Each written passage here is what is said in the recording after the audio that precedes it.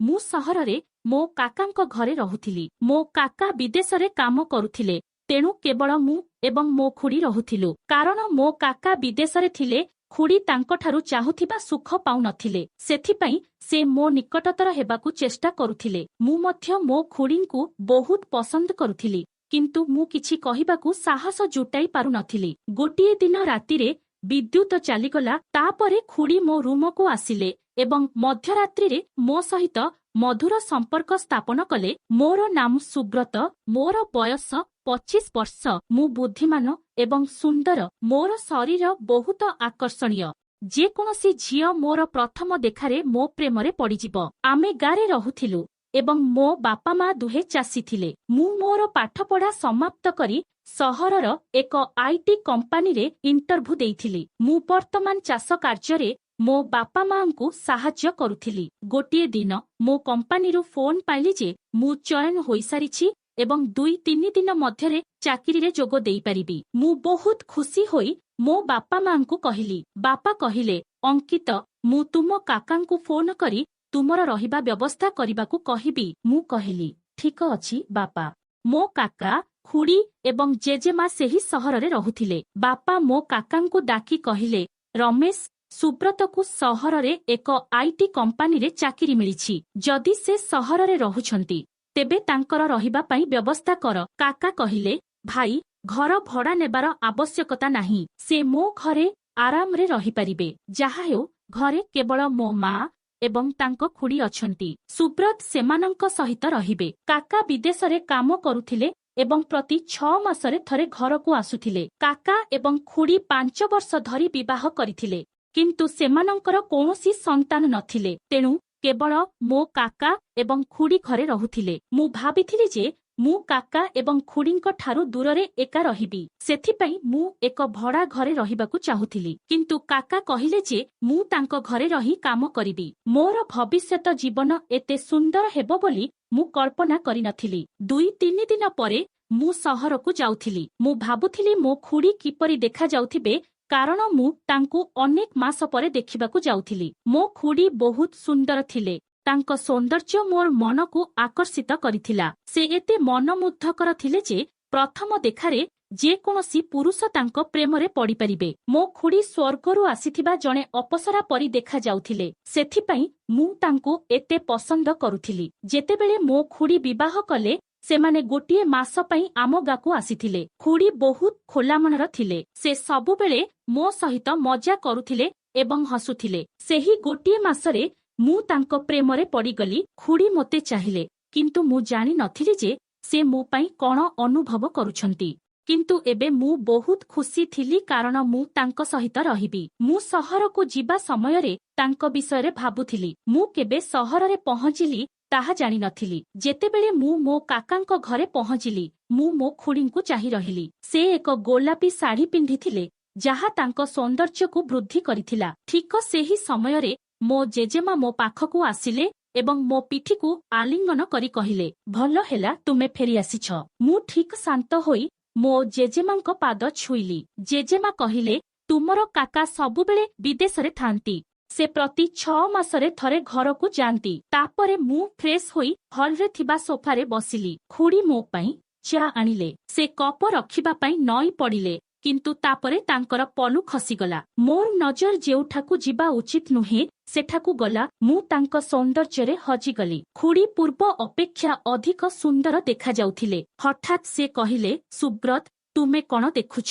ମୁଁ କହିଲି, କିଛି ନାହିଁ ଖୁଡି। ସେ ଟିକିଏ ଲାଜୁଆ ହୋଇଗଲେ ଏବଂ ହସି ହସି ରୋଷେଇ ଘରକୁ ଗଲେ। ହୁଏତ ସେ ମୋତେ ଏପରି ଦେଖିବା ପସନ୍ଦ କରୁଥିଲେ, କାରଣ ମୋ କାକା ବିଦେଶରେ ଥିଲେ।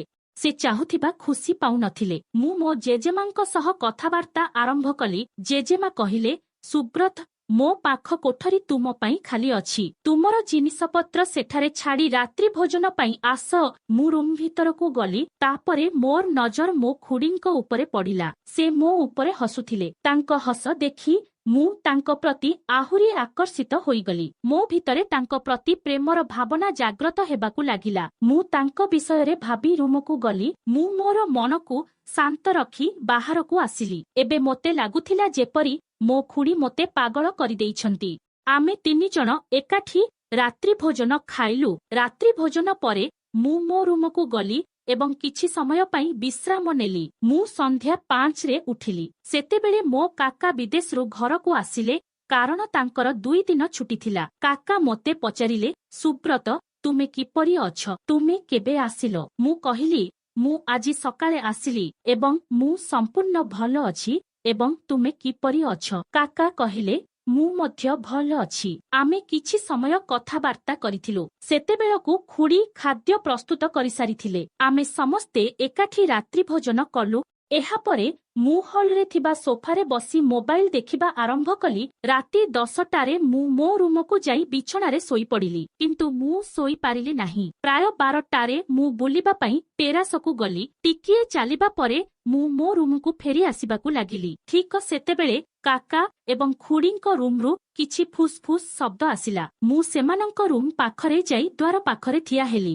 ମୁଁ ଦ୍ୱାର ପାଖରେ କାନଟେରି ଶୁଣୁଥିଲି। କାକା ଖୁଡୀଙ୍କୁ କହୁଥିଲେ, ସାରା ଦିନ ଗାଡ଼ିରେ ଆସି ମୁଁ କ୍ଳାନ୍ତ ହୋଇଗଲିଣି। ମୋତେ ଶୋଇବାକୁ ଦିଅ। କିନ୍ତୁ ଖୁଡୀ ଶୁଣିବାକୁ ପ୍ରସ୍ତୁତ ନଥିଲେ। ସେ କହିଲେ, ମୋର ଅନେକ ଆବଶ୍ୟକତା ବାକି ଅଛି। ବହୁତ ଦିନ ହୋଇଗଲା। ମୁଁ ଯାହା ଚାହୁଁଛି ତାହା ଆଜି ମୋତେ ଦରକାର। କିନ୍ତୁ କାକା କିଛି କହିଲେ ନାହିଁ ଏବଂ ମୁହଁ ଫେରାଇ ଶୋଇବାକୁ ଚାଲିଗଲେ। ଖୁଡୀ ନିଜକୁ ଶାନ୍ତ କରି ଶୋଇପଡ଼ିଲେ। ମୁଁ ମୋ ରୁମକୁ ଗଲି ଏବଂ ଭାବିଲି, ଖୁଡୀଙ୍କୁ ଯାହା ଦରକାର ତାହା କେବଳ ମୁଁ ଦେଇପାରିବି। ମୁଁ ତାଙ୍କ ବିଷୟରେ ଭାବି କେତେବେଳେ ଶୋଇପଡ଼ିଲି ଜାଣିପାରିଲି ନାହିଁ। ଯେତେବେଳେ ମୁଁ ସକାଳେ ଉଠିଲି, ଖୁଡୀ ବାଥରୁମରୁ ବାହାରକୁ ଆସିଥିଲେ। ସେ ଏକ ଗାଉନ ପିନ୍ଧିଥିଲେ ଏବଂ ବହୁତ ସୁନ୍ଦର ଦେଖାଯାଉଥିଲେ। ଖୁଡୀ ମୋତେ ଦେଖି କହିଲେ, ସୁବ୍ରତ, ଶୀଘ୍ର ଯାଇ ଗାଧୋଇ ଦିଅ। ମୁଁ ତୁମ ପାଇଁ ଜଳଖିଆ ତିଆରି କରିବି। ମୁଁ ଗାଧୋଇଲି। ପ୍ରସ୍ତୁତ ହୋଇ ହଲରେ ଥିବା ସୋଫାରେ ବସିଲି। ଖୁଡୀ ମୋତେ ଦେଖି ଜଳଖିଆ ଆଣିଲେ। ଖାଇବା ସମୟରେ ମୁଁ ଜଳଖିଆକୁ ଚାହିଁ ରହିଲି। ମୁଁ ଜଳଖିଆ ଖାଇ ସାରି ମୋ ଖୁଡୀଙ୍କ ବିଷୟରେ ଭାବି ମୋ ରୁମକୁ ଗଲି। ମୁଁ ପ୍ରସ୍ତୁତ ହୋଇ କାମକୁ ଚାଲିଗଲି। ସନ୍ଧ୍ୟା 6ରେ ଘରକୁ ଫେରିଲି। ମୋ ଖୁଡୀ ମୋ ପାଇଁ ଚାହା ତିଆରି କରିଥିଲେ। ମୋ ଜେଜେମା ବାହାରେ ପଡ଼ୋଶୀଙ୍କ ଜେଜେମାଙ୍କ ସହିତ କଥା ହେଉଥିଲେ। ମୁଁ ଚାହା ପିଇଥିଲି ଏବଂ ମୋ ଖୁଡୀଙ୍କ ସହିତ କଥାବାର୍ତ୍ତା ଆରମ୍ଭ କରିଥିଲି। ଆମେ ଭଲ ବନ୍ଧୁ ହୋଇଗଲୁ। କିଛି ଦିନ ଏହିପରି ବିତିଗଲା। ଗୋଟିଏ ଦିନ ମୋ ଜେଜେମା ମୋତେ କହିଲେ ଯେ ସେ ଗୋଟିଏ ସପ୍ତାହ ପାଇଁ ପଡ଼ୋଶୀଙ୍କ ଜେଜେମାଙ୍କ ସହିତ ଏକ ମନ୍ଦିର ଦର୍ଶନ କରିବାକୁ ଯାଉଛନ୍ତି। ପରଦିନ ସକାଳେ ସେ ଚାଲିଗଲେ। ସେ ଯିବା ସମୟରେ ସେ ମୋତେ କହିଲେ ଯେ ଭଲରେ ରୁହ ଏବଂ ନିଜ କାମରେ ଧ୍ୟାନ ଦିଅ। ସେ ମୋ ଖୁଡୀଙ୍କୁ କହିଲେ, ଶୁଣ ବୋହୂ, ସୁବ୍ରତର ଭଲ ଯତ୍ନ ନିଅ। ଏବେ ଘରେ କେବଳ ମୋ ଖୁଡୀ ଏବଂ ମୁଁ ଥିଲୁ କାରଣ ମୋ ଜେଜେମା ସେହି ସକାଳେ ଚାଲିଯାଇଥିଲେ। ମୁଁ ନିଷ୍ପତ୍ତି ନେଇଥିଲି ଯେ ମୁଁ ଏହି ସପ୍ତାହରେ ମୋ ଖୁଡୀଙ୍କ ସହିତ ବହୁତ ସମୟ ବିତାଇବି। ପରଦିନ ସକାଳେ ମୁଁ ଉଠି କାମକୁ ଚାଲିଗଲି। ଯେତେବେଳେ ମୁଁ ସନ୍ଧ୍ୟାରେ ଘରକୁ ଫେରିଲି, ଖୁଡୀ ତାଙ୍କ କାମ ସାରି ହଲରେ ଟିଭି ଦେଖୁଥିଲେ। ସେ କହିଲେ, ସୁବ୍ରତ, ଫ୍ରେଶ ହୁଅ। ମୁଁ ତୁମ ପାଇଁ ଚାହା ତିଆରି କରିବି। ମୁଁ ଫ୍ରେଶ ହୋଇ ଟିଭି ଦେଖିବା ଆରମ୍ଭ କଲି। ଖୁଡୀ ଚାହା ଆଣିଲେ ଏବଂ ମୋତେ କପ ଦେବା ସମୟରେ ଜାଣିଶୁଣି ମୋ ହାତକୁ ଛୁଇଁଲେ କାରଣ ସେ ତାଙ୍କ ସ୍ୱାମୀଙ୍କଠାରୁ ଚାହୁଁଥିବା ସନ୍ତୋଷ ପାଉନଥିଲେ। ମୁଁ ଖୁଡୀଙ୍କୁ ଚାହିଁ ରହିଲି। ସେ ମଧ୍ୟ ମୋତେ ଦେଖୁଥିଲେ।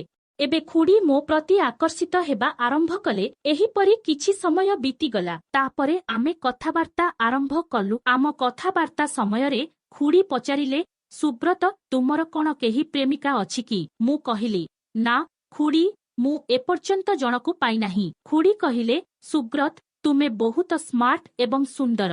ଯେକୌଣସି ଝିଅ ସହଜରେ ତୁମକୁ ପ୍ରେମ କରିପାରେ। ମୁଁ କହିଲି, ମୁଁ ଝିଅମାନଙ୍କୁ ପସନ୍ଦ କରେ ନାହିଁ। ସେ ପଚାରିଲା, ତାପରେ ତୁମେ କାହାକୁ ପସନ୍ଦ କର? ମୁଁ ପଚାରିଲି, ଖୁଡୀ, ତୁମେ କିଛି ଆପତ୍ତି କରିବ ନାହିଁ ଯଦି କହିବି? ତାପରେ ମୁଁ କହିଲି, ଖୁଡୀ, ମୁଁ ତୁମକୁ ବହୁତ ପସନ୍ଦ କରେ। ତୁମେ ବହୁତ ସୁନ୍ଦର ଏବଂ ଆକର୍ଷଣୀୟ। ମୁଁ ପ୍ରଥମ ଦେଖାରେ ତୁମକୁ ପ୍ରେମ କରିଗଲି କିନ୍ତୁ ମୁଁ ତୁମକୁ କହିବାକୁ ଡରୁଥିଲି। ଖୁଡୀ ମୋ ପାଖକୁ ଆସିଲେ। ମୋ ହାତ ଧରି ପଚାରିଲେ, ତୁମେ କ'ଣ ପ୍ରକୃତରେ ମୋତେ ପସନ୍ଦ କର? ମୁଁ କହିଲି, ହଁ ଖୁଡୀ, ମୁଁ ତୁମକୁ ପ୍ରକୃତରେ ପସନ୍ଦ କରେ। ମୁଁ ଏଠାକୁ ଆସିବା ରାତିରେ ତୁମକୁ ଦେଖିଥିଲି। ତୁମେ କାକାଙ୍କ ପ୍ରେମ ପାଇଁ ଆକୁଳ ଥିଲ କିନ୍ତୁ କାକା ତୁମକୁ ସମୟ ଦେଉନଥିଲେ। ସେହି ରାତିରୁ ମୁଁ ତୁମ ପାଇଁ ପାଗଳ ହୋଇଗଲି। ଖୁଡୀ କହିଲେ, ସୁବ୍ରତ, ତୁମ କାକା ମୋତେ ଭଲ ପାଆନ୍ତି ନାହିଁ।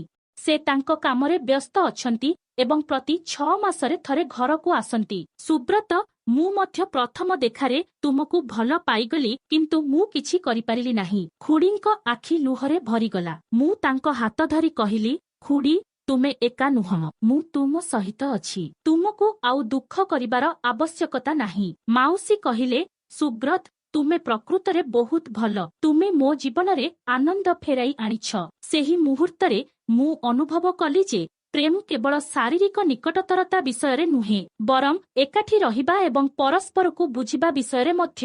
ସେହି ରାତିରେ ଆମେ ଏକାଠି ବହୁତ କଥା ହୋଇଥିଲୁ। ଖୁଡ଼ୀ ତାଙ୍କ ଜୀବନର ଦୁଃଖ ମୋ ସହିତ ବାଣ୍ଟିଥିଲେ ଏବଂ ମୁଁ ତାଙ୍କୁ ଉତ୍ସାହିତ କରିଥିଲି। ମୁଁ ମାଉସୀଙ୍କୁ ପ୍ରତିଶ୍ରୁତି ଦେଇଥିଲି ଯେ ମୁଁ ସବୁବେଳେ ତାଙ୍କର ଯତ୍ନ ନେବି, କେବଳ ଜଣେ ବନ୍ଧୁ ଭାବରେ ନୁହେଁ, ବରଂ ତାଙ୍କ ଖୁସିରେ ଭାଗିଦାର ହେବା ଭଳି। ପରବର୍ତ୍ତୀ କିଛି ଦିନ ପାଇଁ ଆମେ ଏକାଠି ରୋଷେଇ କରିଥିଲୁ, ହସିଥିଲୁ ଏବଂ ପରସ୍ପରକୁ ଭଲ ଭାବରେ ବୁଝିଥିଲୁ। ଯେତେବେଳେ ଜେଜେମା ଫେରି ଆସିଲେ, ଖୁଡ଼ୀ ପୂର୍ବ ଅପେକ୍ଷା ଅଧିକ ଖୁସି ଏବଂ ଆତ୍ମବିଶ୍ୱାସୀ ହୋଇଗଲେ। ସେ ମୋତେ ଧନ୍ୟବାଦ ଦେଇ କହିଲେ, ସୁବ୍ରତ, ତୁମେ ମୋତେ କେବଳ ଖୁସି ଦେଇନାହଁ ବରଂ ଜୀବନକୁ ନୂତନ ଭାବରେ ବଞ୍ଚିବାର ସାହସ ମଧ୍ୟ ଦେଇଛି। ମୁଁ ହସି କହିଲି, ଖୁଡ଼ୀ, ପ୍ରକୃତ ସାହସ ତୁମ ଭିତରେ ଥିଲା। ମୁଁ ଏହାକୁ ଜାଗ୍ରତ କରିଥିଲି। ଏହାପରେ ମୁଁ ମୋ କାମରେ ଅଧିକ ପରିଶ୍ରମ କରିବା ଆରମ୍ଭ କଲି। ମୁଁ ଖୁଡ଼ୀଙ୍କୁ ନିଜ ପାଇଁ କିଛି କରିବାକୁ ମଧ୍ୟ ଉତ୍ସାହିତ କଲି। ଖୁଡ଼ୀ ହସ୍ତଶିଳ୍ପ ତିଆରି ଏବଂ ବିକ୍ରୟ କରିବା ପାଇଁ ଏକ ଛୋଟ ବ୍ୟବସାୟ